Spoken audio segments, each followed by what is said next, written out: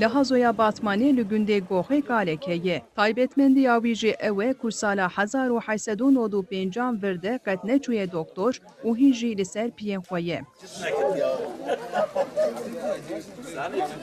Galê Reşîd temamê jiyana xwe di nav ax û zeviyan de derbas kiriye. Hejmara zaro û nevî û nevî çirçirkên wî gihîştiye pênc sedî. Ji her çar jinan jî tenê yek sax e.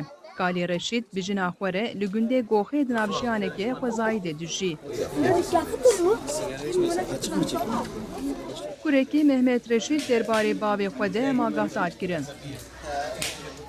Navi Hacı Mama Reşit ha. 120 yakın yani bu ya 120 yaşıydı. Bu nüfusu wizarı çar habjinevi heye. Bu nüfusu toplan av nizana navi wana kuyan toplan evi ve 500 500 jörenin.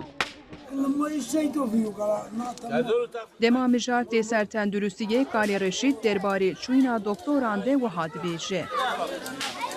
Ekovek ez derev bikim xode ew ke xode mirov onda neke. Ejderzi askeri lüyde eve. Tek düz derci koçum askeriye makvar. Jev virde. Ez beke min bermirin eci piye min doktor neke. Doktor hemen eve komun xulukan diye ev.